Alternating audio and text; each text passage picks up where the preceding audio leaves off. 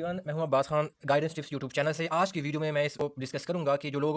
Federal tax return जो है ना वो फाइल कर रहे हैं सिंगल मेंबर एलएलसी के लिए, ठीक है, जिनका जो है ना कोई भी इनकम जो है ना उसने कोई जनरेट नहीं किया, यानी वो लोग जिन्होंने पाकिस्तान में बैठ के, बांग्लादेश से या कुछ इंडिया में बैठ के उन्होंने यूएसए में सिंगल मेंबर क्या किया है, उन्होंने एलएलसी क्या की वो बनाई है और उन्होंने अभी तक जो है ना कोई इनकम उससे कोई अर्न नहीं की है, ठीक है। तो ऐसे लोग क्या करेंगे, जो रिटर्न वो फाइल करेंगे, तो इसमें सवाल ये है कि वो कौन से रिटर्न फाइल करेंगे, कौन से फॉर्म्स क्या करेंगे वो यूज करेंगे, ठीक है। इसके हवाले से लोगों को नहीं पता। दूसरा ये कि उनको किस तरीके से जना आपने सेंड करना है, ज़ाहिर है अपनी इंटरनल जो रेवेन्यू सर्विस है जो कि यूएसए में टैक्स कलेक्टिंग बॉडी है, उसको आपने किस तरीकों से आपने जो है ना वो सेंड कर सकते हैं, सबसे सस्ता तरीका कौन सा है वो मैं इस वीडियो में बताऊंगा। फिर जो है ना आपके जो फॉर्म्स जो होंगे टैक्स रिटर्न जो सॉरी जो फेडरल टैक्स रिटर्न जो आपने फाइल करने हैं उनको डेडलाइन होती है, लास्ट डेट होती है, वो क्या होती है। अच्छा, अगर आप वो उस डेडलाइन के अंदर आप फाइल नहीं करते तो फिर आपको कितनी पेनल्टी जो है आईआरएस की तरफ से जो पड़ती है। और फिर जो मोस्ट इंपॉर्टेंट चीज़ है, वो कुछ इंपॉर्टेंट जो क्वेश्चन है, लोगों के कुछ मिसकंसेप्शन है, वो मैं लास्ट सवाल में क्या करूंगा, उसको लास्ट पार्ट में मैं इसको डिस्कस करूंगा, ठीक है। तो ये जो सारे सवाल मैंने लिखे हैं, ये सारे सवाल मैं इस वीडियो में डिटेल के साथ आप लोगों के साथ वो डिस्कशन करूंगा, तो वीडियो को लास्ट में तक देखिएगा। पहले सवाल की तरफ जाना वो आते हैं। इसको गैस इसको क्या कहा जाता है, उनको नील रिटर्न कहते हैं, यानी आपने कोई इनकम नहीं अर्न की है ना,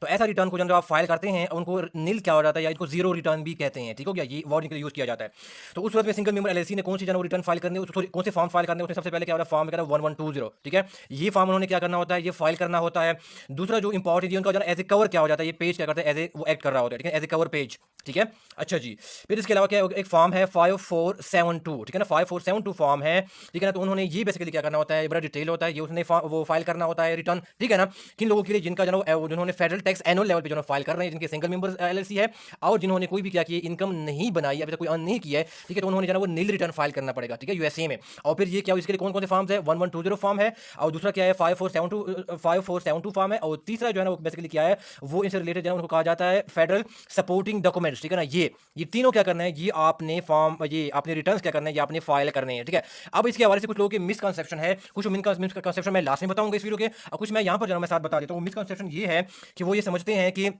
हमने जो है ना वो कोई टैक्स क्या करना है, हमने कोई टैक्स भी पे करना है, ठीक है ना। हम एलएलसी बनाते हैं, सिंगल मेंबर एलएलसी बनाते हैं, तो हमने एनुअल लेवल पे हम जो फेडरल टैक्स रिटर्न फाइल करनी है, तो हमने ना पेमेंट भी करनी है। तो ऐसा कुछ भी नहीं है, ठीक है ना। यहाँ पर आपने कुछ भी पेमेंट नहीं करना, रादर क्या करते हैं आप, अपने क्या करना है, डिटेल्स क्या करते हैं, वो यहाँ पर रिटर्न के ऊपर क्या करते हैं, वो शो करते हैं कि मैंने कितना कमाया, कितना अर्न किया है, ठीक है ना, इस एलएलसी से, ठीक हो गया। तो वो सारा वो डिटेल्स क्या करते हैं आप आईआरएस को क्या करते हैं, वो प्रोवाइड कर रहे होते हैं, ठीक है। आपने कुछ भी क्या करना होता है, वो पे नहीं करना होता है, पे, ठीक है।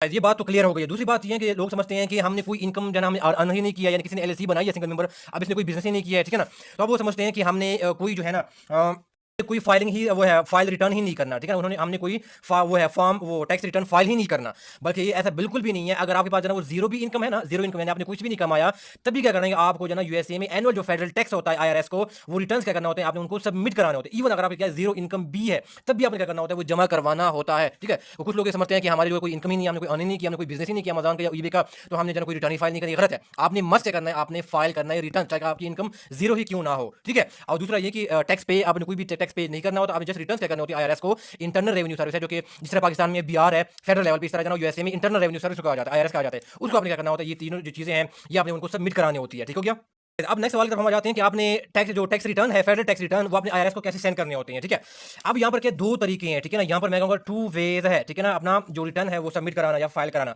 पहला वे ये है कि आप क्या करें, उनको बाई मेल क्या करें, उनको सेंड करें, लेकिन बाई मेल कौन सा है, यानी उनका जो फिजिकल एड्रेस आईआरएस ने दिया हुआ है उसके ऊपर क्या करना होता है, वो आपने उनको आपने उस एड्रेस के ऊपर बेचना होता है, ठीक है ना। यानी आपने फिजिकल जो डॉक्यूमेंट्स होते हैं वो लेके एक सॉरी मेल दिया होता है, जिससे आप समझते हैं डाक, ठीक है ना, डाक के थ्रू, उसके थ्रू क्या करना होता है, आपने बेचना होता है, ठीक है। यानी अगर आप पाकिस्तान में बैठे हैं तो आपने जो इंटरनेशनल कोरियर सर्विस हो गया, जैसे फेडेक्स हो गया, ठीक है ना, या कोई डीएचएल हो गया, उसके थ्रू फिर आपने क्या करना होता है, वो सेंड कर सकते हैं। पहला ऑप्शन तो ये है, लेकिन ये बड़ा एक्सपेंसिव है, ठीक है ना। ये मोस्टली लोग क्या करते हैं, वो यूज नहीं करते, जिनके पाकिस्तान में यूएसए पाकिस्तान से बैठकर यूएसए में सिंगल मेंबर एलएलसी बनाई हुई है या किसी और कंट्री में। रादर जिसका जो तरीका एक और भी बताया, वो क्या करते हैं, आप फैक्स के थ्रू क्या करते हैं, आप उनको सेंड करते हैं। ये सबसे पहले क्या है, सबसे बेस्ट वे है, ठीक है। और इसके थ्रू क्या करना है, आपने उनको सेंड करना होता है, ठीक है ना। फैक्स का क्या होता है, एक नंबर होता है, आईआरएस ने एक जना बेसिकली उन्होंने एक नंबर दिया हुआ है, ठीक है, उन्होंने एक फैक्स नंबर दिया होता है। उस फैक्स नंबर के थ्रू क्या करना होता है, आपने उनको फैक्स करना होता है। वो जो डॉक्यूमेंट्स होती हैं, तीनों डॉक्यूमेंट्स को आपने क्या करना होता है, एक तो बनाने के बाद सारा वो फाइल करने के बाद, चीजें पुटअप करने के बाद, फिल करने के बाद आपने उनको तीनों को मर्ज करना होता है एक ही पीडीएफ के अंदर, ठीक है। और फिर को क्या करना होता है, वो यहाँ पर जो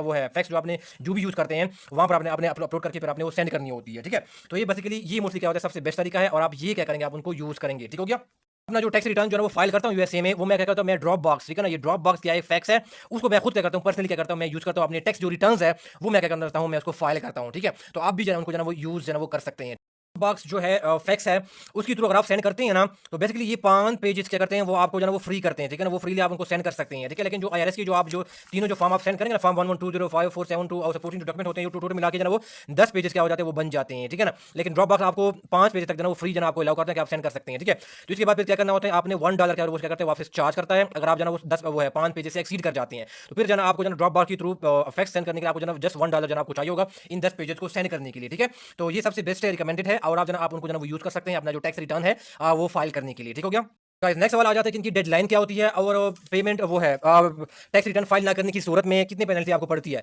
तो गाइस क्या हो जाती है उनकी हर साल, क्योंकि ये एनुअल फेडरल टैक्स रिटर्न है ना, हर साल सालाना, तो आपने क्या करना होता है, जो सिंगल मेंबर एलएलसीज है उन्होंने क्या करना होता है 15 अप्रैल, ठीक है ना, ठीक है, 15 अप्रैल को क्या करना होता है, उन्होंने सबमिट करानी होती है, ठीक हो गया। 15 अप्रैल क्या ये सिंगल मेंबर एलएलसी के लिए है, ठीक है, पार्टनरशिप की मैं बात नहीं कर रहा हूँ, मल्टी मेंबर एलएलसी के लिए, मैं सिर्फ सिंगल मेंबर एलएलसी की बात कर रहा हूँ, ठीक हो गया। तो एक तो ये हो गया, दूसरा ये अगर आप फाइल नहीं करते तो आपको जो है आईआरएस क्या करता है $25,000 डॉलर की जो पेनल्टी क्या करता है आपके ऊपर, जो है वो आईआरएस क्या करता है वो इंपोज करता है, ठीक हो गया। तो आप मेक श्योर करें कि आप जो है 15 अप्रैल या उससे पहले पहले क्या करें, आप उनको जो है ये अपने फाइल करा दें, तो सबसे जो है वो बेस्ट रहेगा, ठीक हो गया, पेनल्टी से बचने के लिए, उनको अवॉइड करने के लिए। नेक्स्ट जो सवाल है कि सम इंपॉर्टेंट मिसकंसेप्शन, ये बड़े इंपॉर्टेंट है गाइस। अच्छा जी गाइस, अब कुछ मिसकंसेप्शन ये हैं, पहले तो ये है कि लोग समझते हैं कि हमने चूंकि वहां पर जो डिजिटल आपने सिग्नेचर आपने करने होते हैं ना, ठीक है, फॉर्म्स के ऊपर, तो वो समझते हैं, ये कहते हैं कि जो डिजिटल सिग्नेचर करते हैं वो आईआरएस को क्या होता है वो एक्सेप्टेबल नहीं होता, वो रिजेक्ट करता है, ऐसा बिल्कुल भी नहीं है। मैंने खुद सबमिट करता हूँ, मैं अपना टैक्स रिटर्न फाइल करता हूँ, फेडरल टैक्स, मेरे कभी भी आईआरएस ने वो है फाइल जो है वो कभी भी रिजेक्ट नहीं की है, ठीक है। तो आप ये माइंड में रखिएगा, आईआरएस कभी जो है आपको जो है वो अगर आप डिजिटल सिग्नेचर करते हैं तो आपको जो है वो आपको जो है वो रिजेक्ट नहीं करता। लोग ये कहते हैं कि आपने पहले वो फॉर्म वो उनको डाउनलोड करना होता है, फिर आपने पेन के साथ उनको पहले से वो अपने सिग्नेचर पुट करने होते हैं और फिर आपने जना उनको जना स्कैन करके जना उनको भेजना होता है, ऐसा नहीं है। अगर आप डिजिटल सिग्नेचर भी करते हैं ना, तो तब भी क्या हो जाता है, आईआरएस के उनके साथ कोई भी इशू नहीं है, कोई भी रिजेक्शन का इशू नहीं है, आप डिजिटल सिग्नेचर भी वहां पर जना पुट कर सकते हैं, ठीक है। गाइस दूसरी बात ये है कि एक लोग गलतफहमी में ये मुतला होते हैं कि वो क्या करते हैं 15 अप्रैल क्या हो जाता है, 15 अप्रैल वो क्या हो जाता है, वो लास्ट डेट है ना, डेडलाइन है, तो वो क्या करते हैं या तो 15 को जो वो क्या करते हैं वो फाइल कराते हैं, वो कहते हैं चलो आखिरी दिन हम कर देंगे, या 14 को जो वो कर लेते हैं, ठीक है ना फाइल। तो बेसिकली वहाँ पर क्या हो जाता है, जो आईआरएस का जो एक फैक्स नंबर होता है ना उन्होंने दिया होता है, वो बड़ा क्या होता है, वो बड़ा बड़ा बिजी होता है, ठीक है ना, और आपको टैक्स रिटर्न फाइल करने में इशू जो है वो आ सकते हैं, ठीक हो गया, जो लास्ट जो 14 और 15 जो डेज होते हैं। तो इनसे बचने के लिए, उनको अवॉइड करने के लिए मेरी रिकमेंडेशन ये है, सजेशन ये है कि आप क्या करें, आप 13 जो अप्रैल है उनको या 13 अप्रैल से पहले पहले क्या करें, आप अपनी जो टैक्स रिटर्न्स है वो क्या करें, आप आईआरएस को क्या करें उनको जमा करवा दें वाया फैक्स, ठीक है, ताकि आप इस परेशानी से जो वो बच जाए, ठीक है, आखिरी जो लास्ट डे जो फाइलिंग होती है, ठीक हो गया। तो ये भी क्या है मेरी तरफ से एक जना रिकमेंडेशन है कि आप जना